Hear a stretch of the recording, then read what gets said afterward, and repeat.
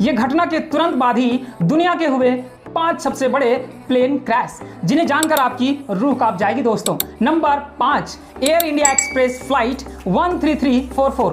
केरल में साल 2020 अगस्त का महीना था। बारिश हो रही थी और चारों तरफ धुंध ही धुंध फैली हुई थी। दुबई से कोझिकोड आ रही थी एयर इंडिया एक्सप्रेस की फ्लाइट नंबर 1044 जब लैंड करने जा रही थी तभी रनवे पर उसका बैलेंस बिगड़ गया दोस्तों, और यह विमान रनवे से फिसलकर 2 टुकड़ों में टूट गई दोस्तों। यह भयानक प्लेन क्रैश में 21 लोगों की जान चली गई और करीब 100 लोग से ज्यादा घायल हुए। इस फ्लाइट में बहुत सारे वे लोग भरे पड़े थे जो कोरोना के चलते विदेश में फंसे हुए थे और वंदे भारत मिशन के तहत वापस लौट रहे थे। सबसे दुखद बात यह थी कि इस प्लेन क्रैश में पायलट कैप्टन दीपक बसंत साठे, जो कि इंडियन एयर फोर्स के एक्स ऑफिसर थे, इस प्लेन के क्रैश में अपनी जान गंवा बैठे। Number 4, Charkhi Dadri mid air cogen. इस प्लेन क्रैश ने भारत में एविएशन इतिहास को हिलाकर रख दिया था। यह दुनिया की सबसे खतरनाक मिड एयर कोजन यानी हवा में 2 जहाजों की टक्कर थी दोस्तों।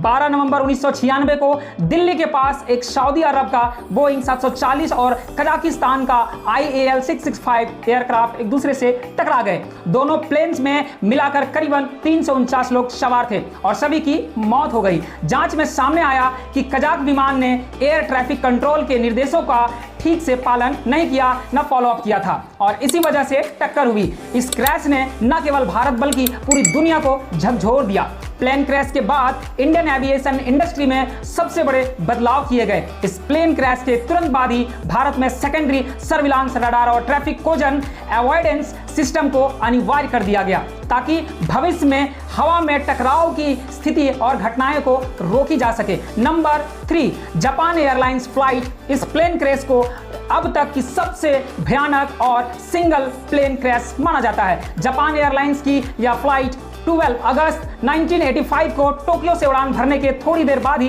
क्रैश हो गई थी।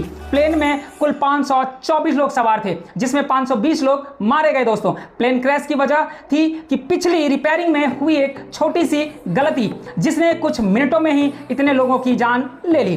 प्लेन क्रैश के वक्त प्लेन करीबन 32,000 फीट की ऊंचाई पर उड़ रही थी और उसमें से पीछे का हिस्सा फट गया, जिसमें कंट्रोल सिस्टम फेल हो गया।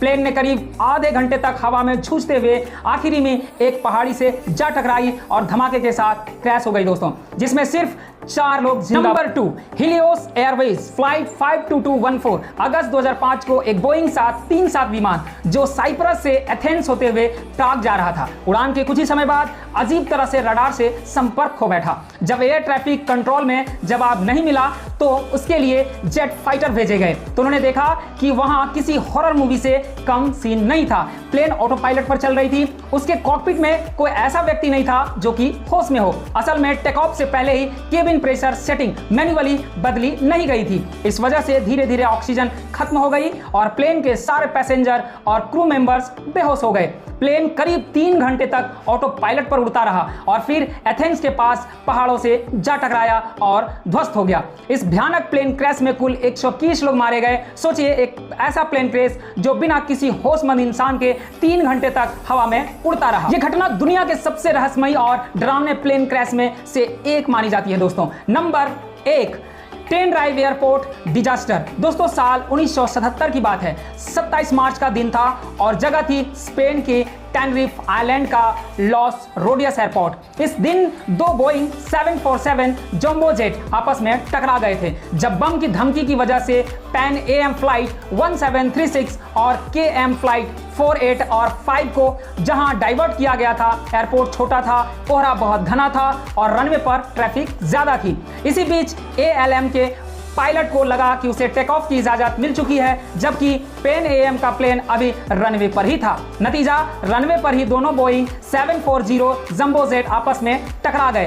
क्रैश इतना खतरनाक था कि 583 लोगों की मौत हो गई। तो दोस्तों, आज के लिए बस इतना ही। अगर यह वीडियो थोड़ा सा भी आपको अच्छा लगा हो तो कमेंट करने के साथ साथ लाइक, शेयर, सब्सक्राइब करके बेल आइकन दबाना बिल्कुल भी मत भूलिएगा। जय हिंद।